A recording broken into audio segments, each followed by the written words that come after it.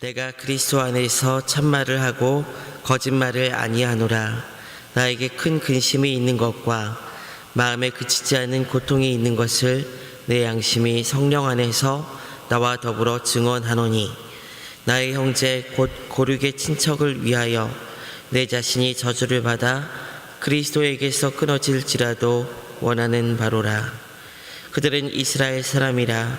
그들에게는 양자됨과 영광과 언약들과 율법을 세우신 것과 예배와 약속들이 있고, 조상들도 그들의 것이요 육신으로 하면 그리스도가 그들에게서 나셨으니 그는 만물 위에 계셔서 세세의 찬양을 받으실 하나님이시니라. 아멘. 그러나 하나님의 말씀이 파하여진 것 같지 않도다. 이스라엘에서 난 그들이 다 이스라엘이 아니요 또한 아브라함의 씨가 다 그의 자녀가 아니라 오직 이삭으로부터 난 자라야 내 씨라 불리우리라 하셨으니, 곧 고륙의 자녀가 하나님의 자녀가 아니요 오직 약속의 자녀가 씨로 여기심을 받느니라. 약속의 말씀은 이것이니, 명년 이때에 내가 이르리니 사라에게 아들이 있으리라 하심이라. 그뿐 아니라 또한 리브가가 우리 조상 이삭 한 사람으로 말미암아 임신하였는데, 그 자식들이 아직 나지도 아니하고 무슨 선이나 악을 행하지 아니한 때에 택하심을 따라 되는 하나님의 뜻이 행위로 말미암지 않고 오직 부르시는 이로 말미암아 서게 하려 하사, 리브가에게 이르시되 큰 자가 어린 자를 섬기리라 하셨나니, 기록된 바 내가 야곱은 사랑하고 에서는 미워하였다 하심과 같으니라. 그런즉 우리가 무슨 말을 하리요? 하나님께 불의가 있느냐? 그럴 수 없느니라. 모세에게 이르시되 내가 긍휼히 여길 자를 긍휼히 여기고 불쌍히 여길 자를 불쌍히 여기리라 하셨으니, 그런즉 원하는 자로 말미암음도 아니요 다른 박질하는 자로 말미암음도 아니요 오직 긍휼히 여기시는 하나님으로 말미암음이니라. 성경이 바로에게 이르시되 내가 이 일을 위하여 너를 세웠으니 곧 너로 말미암아 내 능력을 보이고 내 이름이 온 땅에 전파되게 하려 함이라 하셨으니, 그런즉 하나님께서 하고자 하시는 자를 긍휼히 여기시고 하고자 하시는 자를 완악하게 하시느니라. 혹 내가 내게 말하기를 그러면 하나님이 어찌하여 허물하시느냐?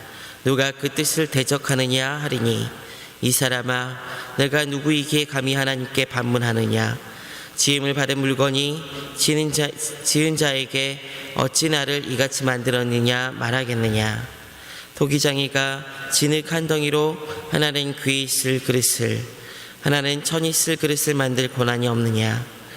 만일 하나님이 그의 진노를 보이시고 그의 능력을 알게 하고자 하사 멸하기로 준비된 진노의 그릇을 오래 참으심으로 관영하시고, 또한 영광 받기로 예비하신 바 긍휼의 그릇에 대하여 그 영광의 풍성함을 알게 하고자 하셨을지라도 무슨 말을 하리요?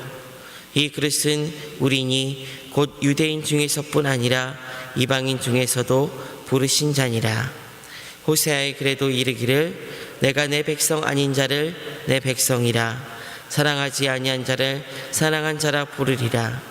너희는 내 백성이 아니라 한 그곳에서 그들이 살아계신 하나님의 아들이라 일컬음을 받으리라 함과 같으니라.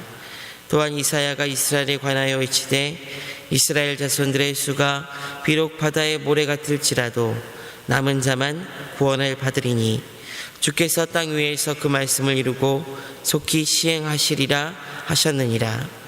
또한 이사야가 말한 바 만일 만군의 주께서 우리에게 씨를 남겨두지 아니하셨더라면 우리가 소돔같이 되고 고모라와 같았으리로다 함과 같으니라.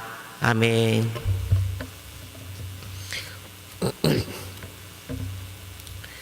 자녀를 키우면서 참 많이 느끼는 것이, 약속을 지키는 것이 굉장히 중요하다는 사실을 많이 느끼게 됩니다.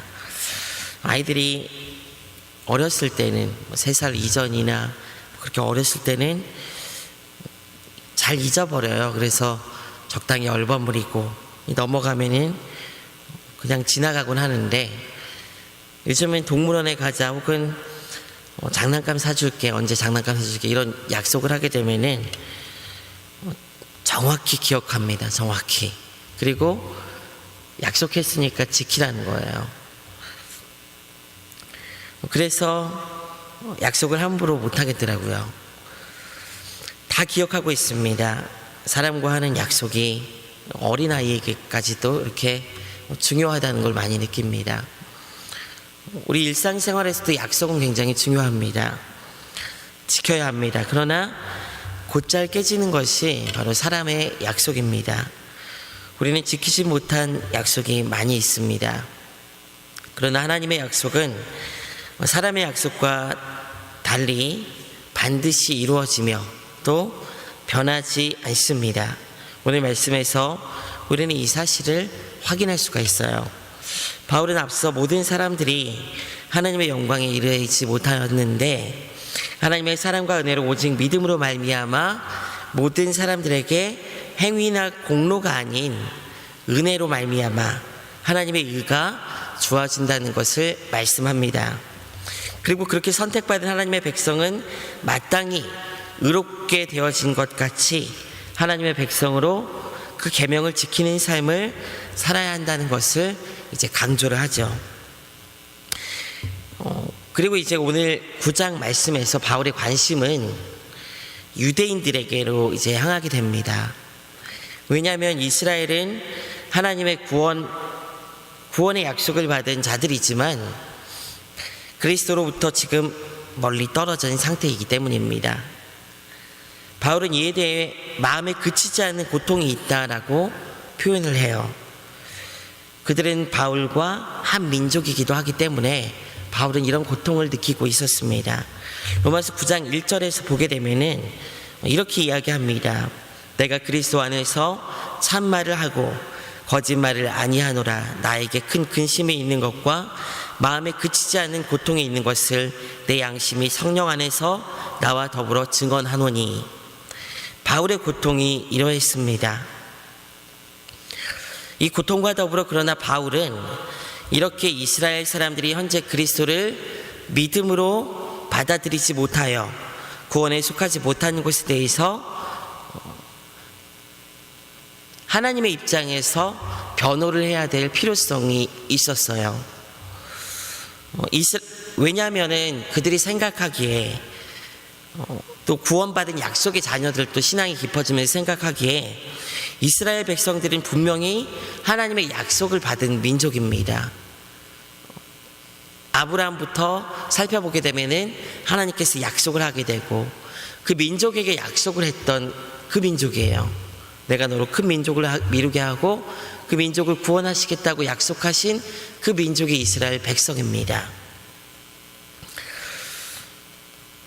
그런데 지금 상태에서 보게 되면 이스라엘 민족들이 구원을 받은 민족이 아니라는 것을 바울의 말을 통해서 확인할 수 있다는 거예요. 따라서 약속에 따라서 하나님의 약속에 따라서 이스라엘 백성들은 하나님의 약속을 받은 하나님의 은혜에 따라서 그 약속을 받은 민족이고, 따라서 약속에 따라 하나님의 은혜에 들어가야 앞서 얘기한 그 하나님의 약속들이 지켜지는 거예요. 약속에 따라 하나님의 은혜에 지금 들어가 있어야지 하나님의 약속이 지켜지는 것이 되는 거예요. 이에 대해서 바울은 변증을 해요. 첫 번째 무엇을 변증하냐면은 6절 말씀 우리 다 같이 한번 읽어보도록 하겠습니다. 시작. 그러나 하나님의 말씀이 패하여진 것 같지 않도다. 이스라엘에게서 난 그들이 다 이스라엘이 아니오. 지금 뭐라고 이야기하고 있냐면은 바울은 하나님의 약속은 반드시 이루어질 것이라고 이야기를 합니다. 하나님의 약속은 과거에 했지만은 이 약속이 폐해진 약속이 아니다라는 겁니다. 하나님은 결코 불성실한 분이 아니라는 것을 말씀하고, 왜냐하면 그 이유가 무엇이냐면 하나님은 모든 이스라엘 민족이 구원을 받을 것이라고 결코 약속을 한 적이 없다는 거예요. 이스라엘 백성들이 구원 얻지만은 모든 이스라엘 백성이 구원 얻는다고 약속하시지 않았다는 것을 이야기하는 것입니다. 그래서 이어서 9장 7절 8절 말씀에서는 그 경우를 이야기를 하는 거예요. 우리 다 같이 한번 또 읽어보겠습니다. 7절 8절 시작. 또한 아브라함의 씨가 다 그의 자녀가 아니라 오직 이삭으로부터 난 자라야 내 씨라 불리우리라 하셨으니 곧 육신의 자녀가 하나님의 자녀가 아니요 오직 약속의 자녀가 씨로 여기심을 받느니라. 이스마엘이나 이삭 모두 아브라함의 자녀이지만은 하나님의 약속은 이삭만 받았다는 것입니다. 육신의 자녀가 있고 약속의 자녀가 있다는 것을 바울은 지금 이야기하는 거예요. 똑같은 아브라함의 자녀지만 그 아브라함의 자녀 중에 육신의 자녀가 있고 약속의 자녀가 있다고 말하고 있는 거예요. 이스마엘은 장자지만 하나님께서 선택하지 않았고 사라에게서 난 이 아들 이삭만 하나님께서 약속하신 약속의 자녀다라고 바울이 이야기합니다. 그러나 이 설명만으로는 부족합니다. 왜냐하면 이스마엘은 사라에게서 난 자녀가 아니라 여종 하갈의 소생이기 때문이에요. 동일한 조건에서 나와야지 이 약속이 바울의 말하는 이 말이 증명이 되는 겁니다. 그래서 이어서 바울은 리브가의 경우에도 하나님의 선택이 있었다는 것을 이야기를 합니다. 9장 10절 말씀인데 우리 다 같이 한번 읽어보겠습니다. 시작. 그뿐 아니라 또한 리브가가 우리 조상 이삭 한 사람으로 말미암아 임신하였는데 여기서 보면 바울이 뚜렷하게 지금 표현하는 말이 있습니다. 이삭 한 사람으로 말미암아. 여기서는 이삭의 약속의 자녀죠. 리브가도 약속의 자녀를 낳을 수 있는 조건이 동일하게 주어집니다. 사라와 더불어 사라와 같이. 그런데 이삭 한 사람으로 말미암아 리브가에게서 난 야곱과 에서 중에서 이 경우에 어떻게 됩니까? 9장 13절에서 기록합니다. 한번 읽어봅니다. 시작. 기록된 바 내가 야곱은 사랑하고 에서는 미워하였다 하심과 같으니라. 야곱과 에서의 경우에 야곱은 사랑하고 에서는 미워하였다라고 표현합니다. 야곱에게 하나님은 언약적인 사랑을 베푸시지만 에서는 그렇지 않았다는 것을 이야기하는 거예요. 똑같이 이삭과 리브가에게서 난 두 아들이지만 야곱은 하나님께 선택하셨고 에서는 선택하지 않으셨다라고 바울은 이야기를 합니다. 왜 에서는 선택하지 않고 야곱은 선택하셨을까요? 우리가 상식적으로 생각할 때 조금 예쁘고 좀 잘나고 똑똑하고 좀 더 애교 있고 정직하게 행하고 이런 사람들을 보통 사람들은 선택을 하고 더 이뻐합니다. 이유가 있어요. 그런데 하나님의 선택에는 조건이 없습니다. 이 하나님의 선택에 대해서 성경은 절대적으로 행위나 다른 어떤 조건도 들어가지 않음을 분명히 말씀하고 있습니다. 9장 11절에서 이렇게 이야기해요. 그 자식들이 아직 나지도 아니하고 무슨 선이나 악을 행하지 아니한 때 택하심을 따라 되는 하나님의 뜻이 행위로 말미암지 않고 오직 부르시는 이로 말미암아 서게 하려 하사.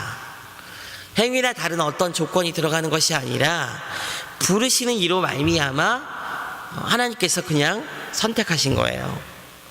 무슨 선이나 악을 행하기 전에 하나님께서 오직 하나님의 뜻에 따라 선택하신 거예요. 그들의 행위나 다른 어떤 조건이 들어가지 않습니다. 사람의 기준과 선택과는 완전히 다른 하나님의 선택 기준은 오직 하나님의 기쁘신 뜻에 따라 선택하시고 그 선택한 야곱이 그 선택한 이삭이 약속의 자녀가 되게 하셨다라고 바울은 말씀하고 있는 것입니다. 우리를 구원하시기 위해서 하나님은 우리가 태어나기도 전에 우리가 무슨 행위나 마음으로 예뻐 보일 수 있는 어떤 조건이나 성품이나 행위를 하기 전 행위라는 어떤 그런 조건이 갖춰지지 않았을 때 하나님께서 선택하고 그 선택한 우리를 하나님의 때에 부르신 것입니다. 내가 하나님의 선택에 영향을 끼칠 어떤 것도 하지 않았으면 우리는 늘 기억해야 되는 거예요. 오직 우리는 하나님께 감사할 따름입니다. 사랑하는 성도 여러분, 저는 늘 이 구원에 대해서 생각하려고 합니다. 매일 생각하려고 합니다. 내가 구원받은 것이 내 공로나 내 선택이나 내 능력이나 내 소유에 있지 않다는 것을, 내 지식에 있지 않다는 것을 분명히 인식하려고 매일 아침 묵상하고 되짚어 봅니다. 그래서 자랑할 수도 내세울 것도 없이 감사만 있다는 것을 기억하고 있지 않으려고 합니다. 여러분을 구원하신 그 하나님께, 그렇게 선택하신 하나님께 늘 감사의 고백을 할 수 있는 은혜가 있기를 원합니다. 그런데 여기까지만 이야기할 때 사실 제기되는 질문이 하나 있습니다. 그것이 무엇이냐면 9장 14절부터 15절에서 바울이 이야기를 해요. 우리 다 같이 한번 읽어보겠습니다. 시작. 그런즉 우리가 무슨 말을 하리요? 하나님께 불의가 있느냐? 그럴 수 없느니라. 모세에게 이르시되 내가 긍휼히 여길 자를 긍휼히 여기고 불쌍히 여길 자를 불쌍히 여기리라 하셨으니. 이런 질문을 하는 거예요.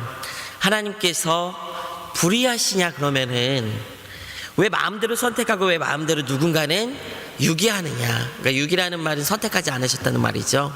왜 마음대로 누군가는 선택하고 누군가는 지옥에 가게 하나님께서 그냥 정해놓은 것이냐라고 이런 질문을 할 수가 있잖아요. 그렇죠.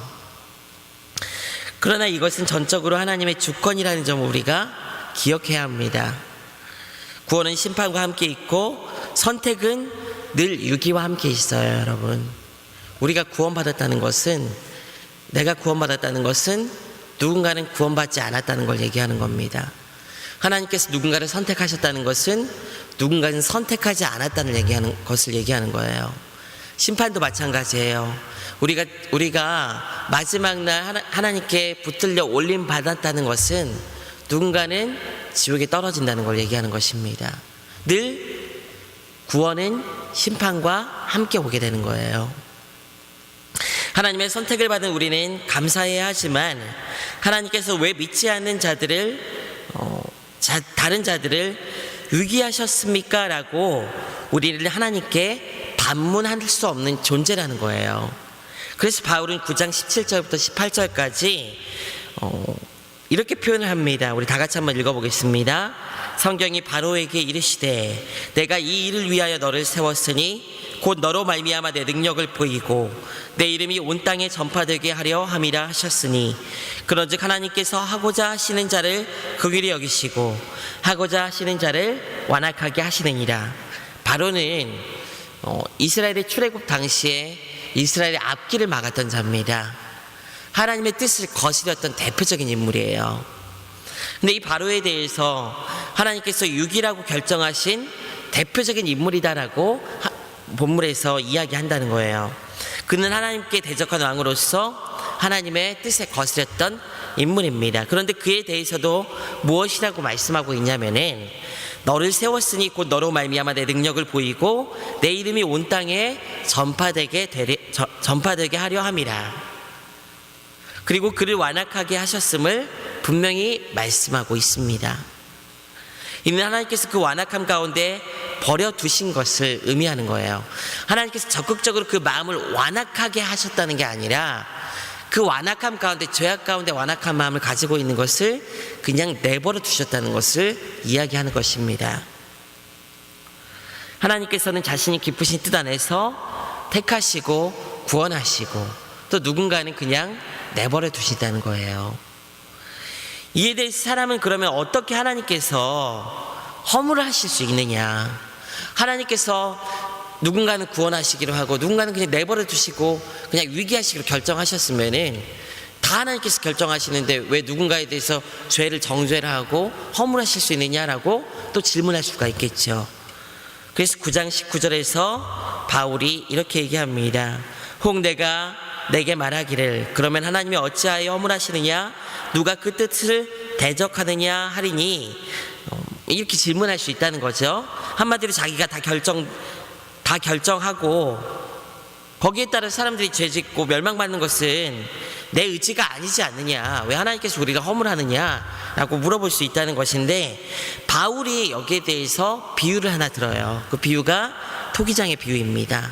그래서 9장 20절에서 21절 사이에서 이렇게 이야기합니다. 이 부분 한번 같이 읽어볼게요. 시작.